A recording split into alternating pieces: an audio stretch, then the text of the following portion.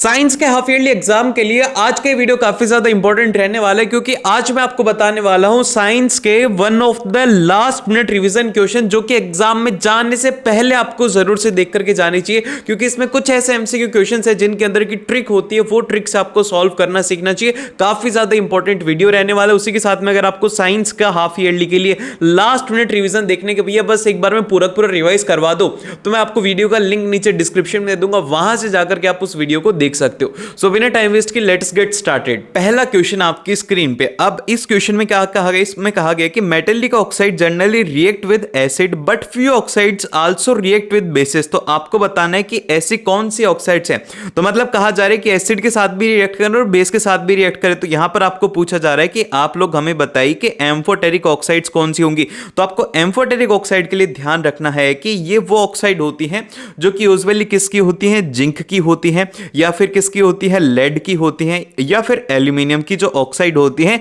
ये usually amphoteric होती है, एसिड के साथ भी रिएक्ट करती हैं, बेस के साथ भी रिएक्ट करती हैं। ये आपको पता होना चाहिए। तो अब हम लोग देखेंगे इसके अंदर कौन से ऑप्शन में सही बात है। तो एक तो है जिंक ऑक्साइड और फिर उसके बाद में है एल्यूमिनियम ऑक्साइड। तो इसीलिए सेकंड और थर्ड बी ऑप्शन इसका एकदम से करेक्ट हो गया। फिर इसके बाद में चलते हैं इसके सेकंड क्वेश्चन के ऊपर। इसके सेकंड क्वेश्चन में हमसे कहा गया है कि few drops of aqueous solution of ammonium chloride. तो अब इस क्वेश्चन में सबसे पहले आप आइडेंटिफाई करोगे कि यहां पर आपको दिया गया है एमोनियम क्लोराइड। तो आप इसका फॉर्मूला लिखो। तो इसका फॉर्मूला हो जाएगा NH4Cl। इसका फॉर्मूला हो जाएगा। ये क्या है, ये है हमारा सॉल्ट जो कि हमें गिवन है। अब जब भी ऐसे क्वेश्चन होते हैं जिसके अंदर कि आपसे पूछा जाए कि स्ट्रॉन्ग एसिड या वीक बेस है, तो आपको इसके पेरेंट एसिड और पेरेंट बेस निकालने। तो इसको निकालने का तरीका बड़ा ही सिंपल है। इसको दो हिस्सों के अंदर डिवाइड कर दो। एक तरफ क्लोरीन कर दिया, एक तरफ NH4OH कर दिया। फिर उसके बाद में जो Cl- वाले हैं इनको क्या देना है, आपको H+ देना है क्योंकि हमें इनको बनाना है एसिड। तो इसलिए यहां पर कौन सा एसिड बनेगा, वो बन जाएगा HCl। फिर उसके बाद में इधर हम लोग बेस के लिए क्या देते हैं, OH- आयन इसे देंगे। तो इसमें OH- देंगे तो ये बनेगा NH4OH। ठीक है। अब आपको पता होना चाहिए कि NH4OH क्या है, ये है एक वीक बेस है हमारे पास में, और जो एसिड है HCl ये क्या है, स्ट्रॉन्ग एसिड है। तो जब एक स्ट्रॉन्ग एसिड होता है जिसकी pH कितनी है, इसकी नियरली अबाउट 1 है, और इसकी जो pH है वो अप्रोक्सीमेटली 8 है। तो जब स्ट्रॉन्ग एसिड के साथ में रिएक्ट करेगा तो इसकी pH कैसी रहेगी, मतलब सॉल्ट कैसा रहेगा, ये रहेगा एसिडिक। तो एसिडिक जब होता है तो pH रहेगी हमेशा 7 से कम। तो इसीलिए इसके ऑप्शंस देखते हैं कौन से वाला करेक्ट होगा। कि वीक एसिड स्ट्रॉन्ग बेस एकदम से गलत है, वीक एसिड स्ट्रॉन्ग बेस ये भी गलत है। फिर थर्ड में दिया गया कि acidic strong acid and weak base. तो इसलिए जो ऑप्शन नंबर सी है वो इसका एकदम से करेक्ट होगा। इस तरीके से आपको करना है, आपको फाइंड आउट करना होगा कि इसका पेरेंट एसिड स्ट्रॉन्ग है या फिर वीक है। फिर इसके बाद में आता है क्वेश्चन नंबर थर्ड। अब क्वेश्चन नंबर जो थर्ड है ये है आप लोगों के लिए, आप लोग इसको करोगे नहीं तो देख लेना बहुत गलत बात हो जाएगी। इसमें कहा गया है कि आपको प्रोडक्ट निकालना है, एक्स और वाई बताना है। जैसे कि रिएक्शन हमें दी हुई कि ZnH2SO4 ZnSO4 प्लस H2।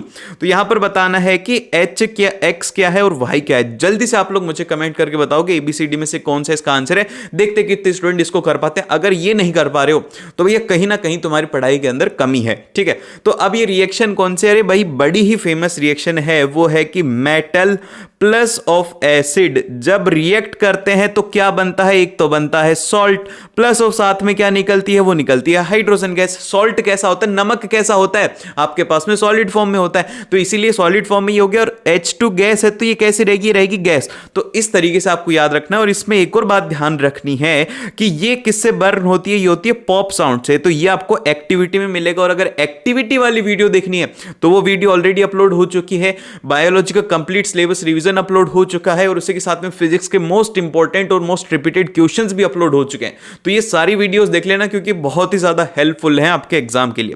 तो इसीलिए देखते हैं कितने स्टूडेंट इसका आंसर कर पाते हैं। चलते सीधा क्वेश्चन नंबर 4 के ऊपर।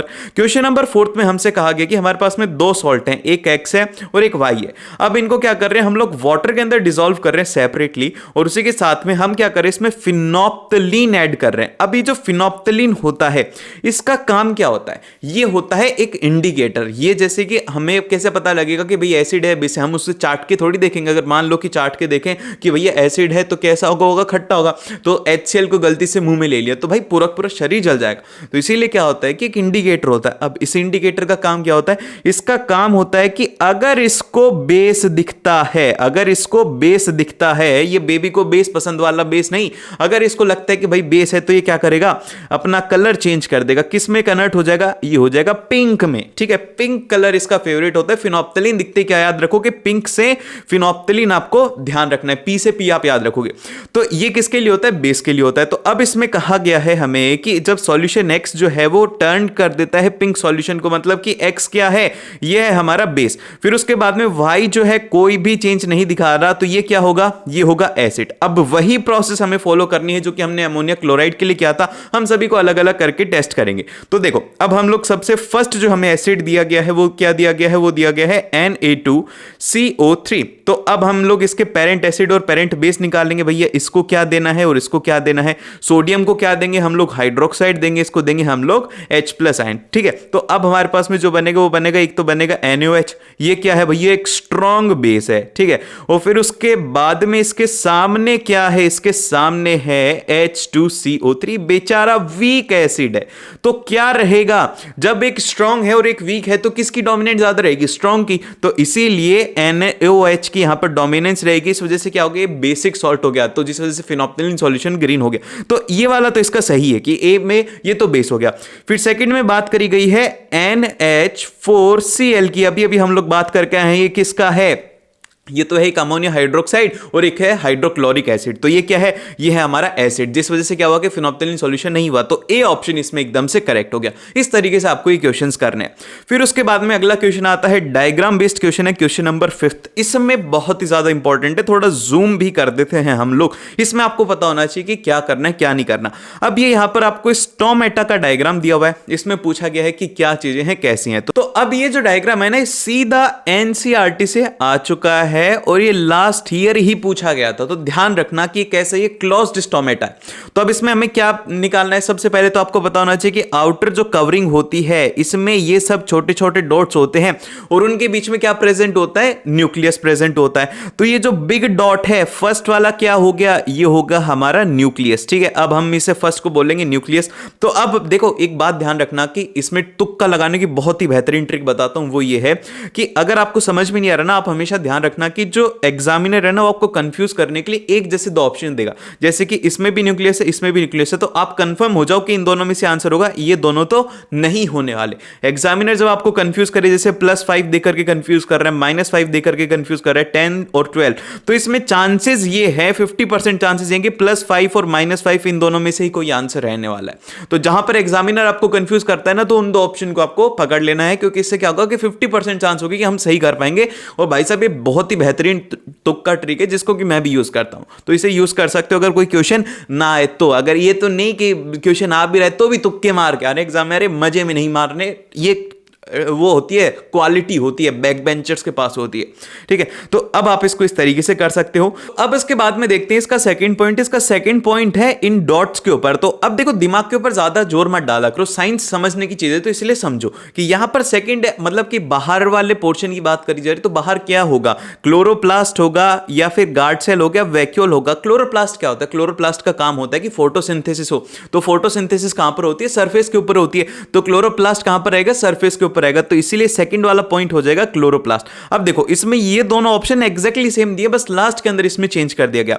अब इसमें थर्ड और फोर्थ जो है उसमें क्या गिवन है कि थर्ड में ये जो पूरा पूरा सेल गिवन है, ये आप देख रहे हो ऐसे मतलब कि होलो सा सेल है, ये क्या होता है, ये होता है वैक्यूल। तो इसीलिए ये हो गया वैक्यूल। फिर उसके बाद में ये जो हाफ ऑफ सेल होते हैं ये होते हैं हमारे पास में गार्ड सेल। तो इस तरीके से आपको एमसीक्यू को करना है, तो बी ऑप्शन इसमें एकदम से करेक्ट हो गया। फिर उसके बाद में चलते हैं अगले क्वेश्चन के ऊपर। अगला क्वेश्चन सीधा थ्योरेटिकल बेस्ड क्वेश्चन है। इसमें कहा गया है कि while walking in a straight line और riding a bicycle, activities which are possible due to which part of brain, कि हमारा कौन सा पार्ट है जो कि इसको यूज करता है। तो अब यहां पर ये जो है जैसे कि वॉकिंग स्ट्रेट लाइन हो गया या फिर राइडिंग अ बाइसाइकिल हो गया, तो ये कैसी एक्टिविटीज हैं, ये मोटर एक्टिविटीज इनको कहा जाता है साइंटिफिक लैंग्वेज के अंदर, जहां पे क्या हो रहा है, एक्टिवली हमारे ब्रेन को काम करना पड़ रहा है। जब भी हम चल रहे हैं, आपने कभी सोचने की कोशिश करी है कि हम कभी भी गिरते नहीं है, जब भी हम बाइसाइकिल चलाते तो हम चलाते और हमारा माइंड इतना ज्यादा स्मार्ट है कि आपको अगर बाइसाइकिल चलानी आती है, आपको कुछ नहीं करना हो तो ऑटोमेटिक मोड आने पर हाथ अपने आप घुमा लेते हैं और आपके पैर अपने आप पैडल मारते हैं, तो हमारा ऑटोमेटिक जो होता है ना उस स्टेज के ऊपर हमारा दिमाग काम करने लग जाता है। जैसे कि कार चलाते हुए अपने अपने फादर को देखा होगा कि वो है ना ज्यादा नहीं करते, वो बस ऐसे हैंडल को घुमा देते हैं, उनका दिमाग सबकॉन्शियसली काम करता रहता है, अपने आप गियर डल जाते हैं। तो ये सब क्या होता है, माइंड का काम होता है। तो इसका जो नाम होता है ना इस पार्ट का, जो कि सारी एक्टिविटीज को मॉनिटर करते हैं, जैसे मोटर एक्टिविटीज को, इसका नाम होता है सेरिबेलम। तो इसीलिए जो सी ऑप्शन है वो एकदम से करेक्ट हो जाएगा। हिंड ब्रेन इसका एकदम से सही आंसर है, सी ऑप्शन। ठीक है, तो अब आता है क्वेश्चन नंबर 7। तो ये क्वेश्चन ध्यान से देखना, इसमें कहा गया है कि एक स्टूडेंट है जो कि एक इरेक्ट इमेज पाना चाहता है by using a concave mirror. तो अब आपको पता होना चाहिए कि इरेक्ट इमेज कब मिलती है। कॉनकेव के केस में सिर्फ और सिर्फ एक ही केस है कि जब जो इमेज है वो किसके बीच में होती है, between focal point and optical centre के बीच में होती है, जब भी क्या मिलती है, हमें इरेक्ट इमेज मिलती है। अदरवाइज जो इमेज रहती है वो रहती है रियल एंड इन्वर्टेड, सभी केसेस के अंदर यही होता है। ठीक है, तो अब ये फोकस के बीच में और जो ऑप्टिकल सेंटर के बीच में रहेगी तो हमें मिलेगी। तो अब हमें दिया गया है कि उसकी जो फोकल लेंथ है वो कितनी है, वो है 10 सेंटीमीटर। तो अब आपको बताना है कि what distance of the object from the mirror, की ऐसी इमेज लेने के लिए क्या डिस्टेंस होनी चाहिए। तो भाई फोकस के बीच में और अगर हमारे को ऑप्टिकल सेंटर के बीच में जाना है तो 10 सेंटीमीटर से कम डिस्टेंस होनी चाहिए। तो इसीलिए जो इसका करेक्ट आंसर है वो हो जाएगा ए ऑप्शन, इसका एकदम से करेक्ट हो जाएगा। फिर इसके बाद में आते हैं नेक्स्ट क्वेश्चन के ऊपर, क्वेश्चन नंबर 8। ये क्वेश्चन है आप लोगों के लिए। अब ये क्वेश्चन मैं नहीं बताऊंगा यार, इतना छोटा क्वेश्चन बताऊंगा कि bronze is an alloy of. जल्दी से बताओ इसका आंसर क्या होगा एबीसीडी में से। प्लस ऑफ एक और क्वेश्चन है कि जो गैल्वेनाइजेशन होता है इसमें कौन सा मेटल यूज में लिया जाता है। सबसे पहला है जिंक, ठीक है, दूसरा है यहां पर एल्यूमिनियम, और तीसरा है यहां पर Fe, और चौथा है यहां पर नन ऑफ दिस। ठीक है, अब बताओ कि इसमें से कौन सा आंसर है। गैल्वेनाइजेशन भी एक इंपॉर्टेंट है, ब्रॉन्ज एलॉय भी एक इंपॉर्टेंट है। ऐसे जो छोटे छोटे क्वेश्चन होते हैं ना एमसीक्यू में पूछे जा सकते हैं, तो ध्यान रहने चाहिए। फिर उसके बाद में आता है अगला क्वेश्चन, क्वेश्चन नंबर 9 है। क्वेश्चन नंबर 9 में पूछा गया है वो जो हमारा मेंडल एक्सपेरिमेंट है ना, जिसमें कि एक प्योर टॉल प्लांट है टी और एक शॉर्ट प्लांट है स्मॉल टी। अब आपसे पूछा गया कि ratio of pure tall plant to the short plant in कौन सी जनरेशन की बात करी जा रही है, यहां पे F2 जनरेशन की बात करी जा रही है। सो अब इसके लिए ना आपको ज्यादा दिमाग लगाने की जरूरत नहीं, जैसा मैं बताता हूं इस टेबल को ध्यान रख लेना, क्योंकि ये जो टेबल है ये 3 मार्क्स में भी आ सकती है, ये 5 मार्क्स में भी आ सकती है, इसलिए बहुत ही ज्यादा इंपॉर्टेंट एक टेबल है, आप ध्यान रखो। सबसे पहले क्या है, हमारे पास में 2 प्लांट है, एक टॉल है और एक शॉर्ट है, मतलब कि प्योर टॉल है और प्योर शॉर्ट है। अब जब इनकी मेटिंग होती है तो इसमें क्या होता है, स्मॉल टी इस तरीके से यहां पर 4 हमारे पास में पेयर बनेंगे। ये क्या है, ये सभी के सभी क्या है, सिर्फ और सिर्फ टॉल हैं, इसमें कोई भी शॉर्ट प्लांट नहीं बनेगा। सो अब ये जो F2 जनरेशन है इसमें पेरेंट कौन है, वो है एक तो टी, फिर उसके बाद में ये 2 पेरेंट हैं। अब इनकी जब मेटिंग होती है तो क्या होता है, देखो जैसे कि ये टी है, इसके साथ में जब ये ब्रीडिंग होती है तो यहां पर टी बन जाएगा। फिर उसके बाद में यहां पे इसका इसके साथ में होता है तो ये बन गया। फिर उसके बाद में स्मॉल टी का कैपिटल टी के साथ में तो ये बन गया। फिर लास्ट के अंदर क्या होता है कि स्मॉल टी के साथ में होता है। तो अब आप देखोगे कि F2 जनरेशन में एक शॉर्ट प्लांट है और 3 कैसे हैं, टॉल प्लांट हैं। तो इनका रेशो क्या हो जाएगा, किसका रेशो पूछा गया है, pure tall to pure short plant की, मतलब pure tall to pure short की बात करी जा रही है। तो आपके दिमाग में आएगा कि भैया 3 है, 3:1 इसका आंसर होना चाहिए। बी ऑप्शन एकदम से करेक्ट होना चाहिए, यहां पे हम सही रहेंगे। एकदम से गलत हो, इसमें ध्यान से क्वेश्चन पढ़ना, इसीलिए तो बोलता हूं कि ये क्वेश्चन इंपॉर्टेंट है। तो यहां पे बोला गया है प्योर टॉल और प्योर शॉर्ट की बात करी जा रही है। तो भैया प्योर की अगर हम लोग बात करेंगे तो कैपिटल टी और स्मॉल टी, तो ये हो जाएगा 1:1। तो इसीलिए जो इसका आंसर है वो एकदम से करेक्ट होगा, सी ऑप्शन एकदम से करेक्ट होगा। इसको मैक्सिमम स्टूडेंट उस साल गलत करके आए थे, बड़े खुश हो रहे थे, लेकिन एग्जामिनर पता है कि कहां पर ही गलती करने वाले, तो इसीलिए ध्यान से एग्जाम में पढ़ना है। फिर उसके बाद आता है अगला क्वेश्चन, क्वेश्चन नंबर 10 है। क्वेश्चन नंबर 10 में आपको दिया गया है एक फूड वेब गिवन है और आपको बोला गया कि प्राइमरी कंज्यूमर कौन है। इसमें किसकी बात करी जा रही है, प्राइमरी कंज्यूमर की। तो अब जो है यहां पर मतलब कंज्यूम करने वाला होता है कंज्यूमर, उससे नीचे कौन सा लेवल होता है, वो होता है प्रोड्यूसर। फिर उसके बाद में जो नेक्स्ट लेवल होते हैं सेकंड लेवल कंज्यूमर, इस तरीके से होता है। तो अब देखोगे आप सबसे पहले नीचे दिए गए सीड्स हो गया, प्लांट्स हो गया, ग्रास हो गया, ये कौन है, ये है प्रोड्यूसर्स। फिर उनको खाने वाले कौन है, माइस हो गया, रैबिट हो गया, फिर इनको खाते हैं कैट, फॉक्स, बियर। तो ये क्या है, फर्स्ट लेवल के ऊपर कौन बैठे हैं, ये माइस और रैबिट। तो ये क्या हो गए, ये हो गए हमारे प्राइमरी कंज्यूमर, हम लोग इन्हें बोल सकते हैं। तो इसलिए जो करेक्ट ऑप्शन रहेगा वो रहेगा हमारे पास में माइस एंड रैबिट।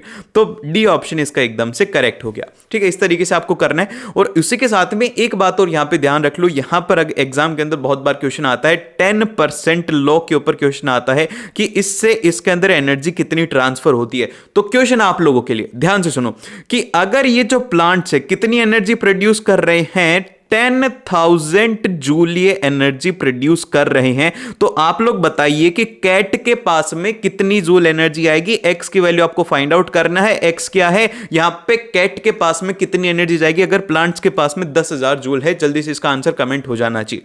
फिर उसके बाद में आते हैं क्वेश्चन नंबर 11 के ऊपर। क्वेश्चन नंबर 11 भी हमारा डायग्राम बेस्ड क्वेश्चन है। इसमें पूछा गया कि बाइनरी फिजन जो है वो किस तरीके से होता है। तो बाइनरी फिजन की कुछ स्टेजेस होती है। तो इसके कुछ स्टेजेस होती है, जैसे कि सबसे पहली स्टेज क्या होगी, जो इसका सेल होगा ना, सबसे पहले उसका डिवीजन होगा, वो 2 पार्ट के अंदर होगा। फिर उसके बाद में सेल दूर होंगे। फिर उसके बाद क्या होगा कि बॉडी अलग अलग सेपरेट होगी, अलग अलग वो बिल्ड होगी। तो अब आप इसके अंदर देखो, इसके जितने भी हमें दिए गए हैं डायग्राम, जैसे कि फर्स्ट डायग्राम जो है ये फर्स्ट इसकी इनिशियल स्टेज, जब बाइनरी फिजन स्टार्ट नहीं हुआ था, सिर्फ और सिर्फ एक क्या है, इसके अंदर एक ही न्यूक्लियस है। तो ये फर्स्ट हो गया।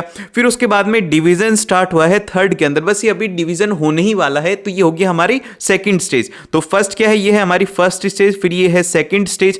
फिर उसके बाद में अलग अलग सेपरेट हो गए, तो ये होगी थर्ड स्टेज। फिर उसके बाद में इनका डिवीजन यहां पर आप देखोगे बहुत ही ज्यादा डिवीजन हो गया, ये फाइनल स्टेज है। लेकिन उससे पहली वाली स्टेज है ये जिसके अंदर की कंप्लीट डिवीजन नहीं हुआ है, ये हो गया फोर्थ और ये हो गया फिफ्थ। तो इस तरीके से आपको इसको पता होना चाहिए कि बाइनरी फ्यूजन में क्या होता है, बाइनरी फ्यूजन में क्या होता है, तो ये आपको पता होना चाहिए।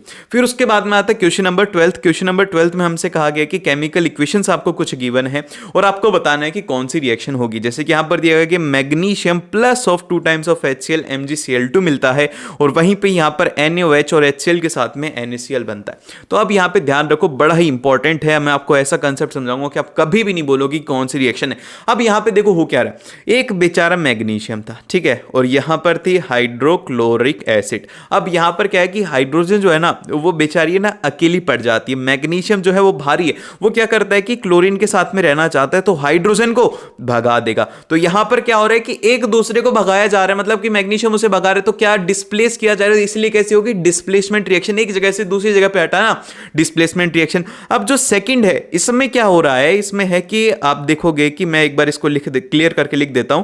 वो ये है कि यहां पे है NaOH और फिर उसके साथ में क्या है वो है HCl। अब यहां पे क्या हो रहा है, यहां पे सबसे पहले जो सोडियम है ना वो किसके पास में जा रहा है, क्लोरीन के पास में, और हाइड्रोजन जो है वो अकेले नहीं है, उसको मिल गया यहां पर हाइड्रोक्साइड, तो ये दोनों एक साथ आ रहे हैं। तो यहां पर 2 बार डिस्प्लेसमेंट हो रहा है, तो इसको क्या बोलेंगे, डबल डिस्प्लेसमेंट बोलेंगे। तो इस तरीके से हो जाएगा। तो इसका जो करेक्ट आंसर रहेगा वो रहेगा बी ऑप्शन की, first is displacement and second is the double displacement reaction.